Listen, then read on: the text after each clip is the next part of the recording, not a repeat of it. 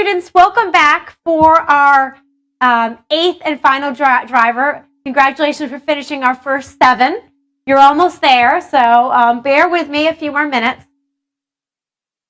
So for our 8th and final driver, we struggled with how to name and categorize this really important final global issue. 50 years ago, America's biggest cultural exports were Coca-Cola, blue jeans, and cowboy movies, And I remember when I first visited Thailand in 1989, everyone wanted to be a cowboy. And jeans were the hottest item. They were incredibly expensive.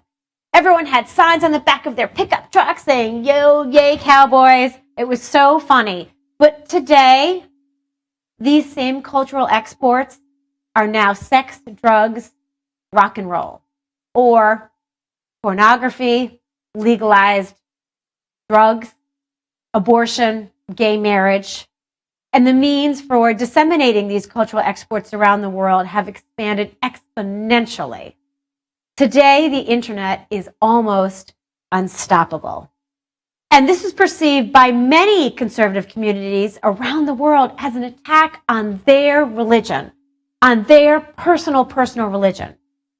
And even here in the United States, many people within our more conservative communities find that this is also an attack on their religion, their personal religion. They combat this by electing representatives who share their values and by arguing through every legal communication channel possible, newspapers, television, and especially the radio, talk radio, to rouse public opinion to their side. We've all seen this and heard this. Even more so, understand that there are communities around the world who share this feeling that their religion is also under attack by proponents of gay marriage, legalization of drugs, abortion rights, and pornography. But they don't have the same communication channels to make this assault stop. They're very, very frustrated. And this brings us to our 8th and final driver, which we call extremism. So let's learn a little bit about extremism. We've heard about it in the news. Let's look at the impetus towards extremism. So if people are not participating in the global economy, like the bottom billions, it moves them towards extremism. If you're not part of the bigger picture, you feel somewhat disaffected from the rest of the world. If you live in a place like Mali, Rwanda, or Chad, Africa, your sources of information are completely controlled and very, very limited. You are at the mercy of the person or the group in control, who's ever in control of that communication channel.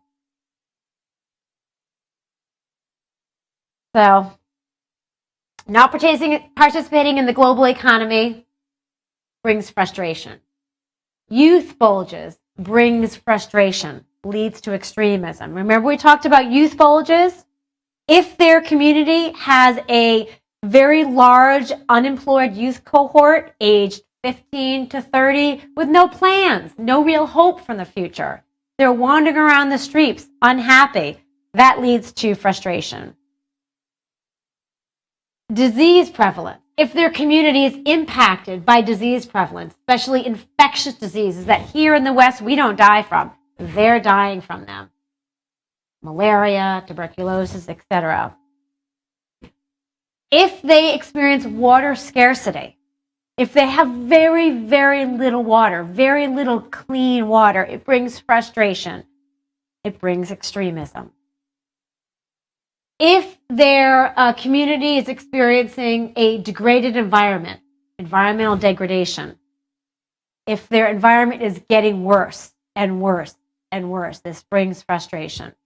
If they're being negatively impacted by climate change, this brings frustration. And if their community has corrupt governance, if their leaders are corrupt, it brings frustration. Focused political channels of communication, television, talk radio, newspaper, and internet, all leading to radicalization, extremism, and terrorism. All of these factors lead to disaffection, which leads to alienation, which combined with focused channels of political communication leads to radicalism, extremism, and terrorism. However, extremism is not limited to those foreign cultures halfway across the world. Remember the Quran burning pastor in Gainesville? Remember the mosque burning here in Jacksonville off 295?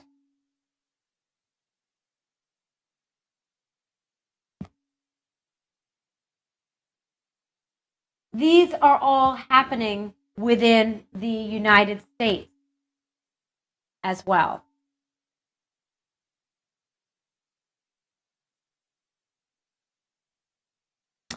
And here's an example of racial bigotry here in the United States.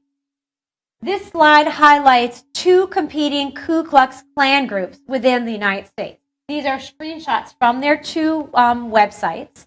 And what we found most interesting about each of these is that prior acceptance to joining one of these groups has to be the acceptance of Jesus Christ as a Son of God and your personal Savior.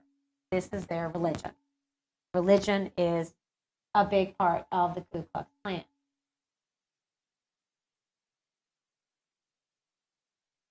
Now let's take a look at Anwar al-Awlaki. I'm sure you've heard about him in the news. He was an Egyptian-born American citizen living in Yemen who propagandized over the internet on behalf of Al-Qaeda, successfully radicalizing a number of disaffected Muslims right here in the United States and also many places all over the world. He was described as a Saudi news station as the bin Laden of the internet. The United States ended up killing him, so he's no longer around, but he was very successful at radicalizing disaffected Muslims. Now let's take a look at a case study where all of the 8 drivers that we've talked about through this presentation are applied to a case study within Yemen. And I'm sure you've heard about all the issues with Yemen in the news, in the newspapers, on the internet. Let's take a look at what's happened. Why? How did they end up in such a situation, hating the Western world? First of all, Yemen is in the bottom billion. Remember, we talked about the bottom billion, Paul Collier's group, those who are so poor. Well, Yemen is right here in the yellow arrow, and you can see there, it's another map of Yemen on the upper right. Yemen is in the bottom billion, non-participating in the global economy. Yemen also has disease. This article highlights malaria, which is a major health challenge within Yemen. A big problem. They're impacted by many diseases. It's a very poor country. They don't have the antibiotics that we have in the West. They don't have mosquito nets to prevent the transmission of malaria. They are facing many huge health challenges that we don't face here in the West. And Yemen lacks water. Remember this map earlier in the presentation? The red area highlights major water scarcity. There's Yemen right there in purple. In the red area, highlighting intense water scarcity. They don't have clean water. That makes them frustrated. Yemen also has air pollution from indoor smoke, from solid fuel. This brings frustration, terrorism, frustration. And sorry about this slide. Yemen, as we discussed earlier in the presentation, is also experiencing a tremendous youth bulge. Remember, the youth bulge indicates people, a large cohort of people from the ages of 15 through 30, significantly more, 55% more of the cohort, 30 through 50. They're experiencing a tremendous youth bulge, and this is even more than twice the size of a statistical youth bulge of 27%. And Yemen's government is corrupt. This is a 2010 article, but the situation has only gotten worse. And Yemen is the home of ACAP. ACAP stands for Al-Qaeda in the Arabian Peninsula. It's hosting ACAP. It is the home. It is a great home because there's a lot of very unhappy people there. It's also the home to Anwar al-Awlaki, the person we spoke a few minutes ago, who is the main propagandist and recruiter for Al-Qaeda. And Yemen is also in a civil war and has been in this war for a couple of years. Wow. So Yemen is a great case study to understand how, if all of these drivers are impacting negatively, again, with each other and building and capitalizing to impact the country and the people of Yemen, why they're frustrated, why they're so angry, and why they really hate the West.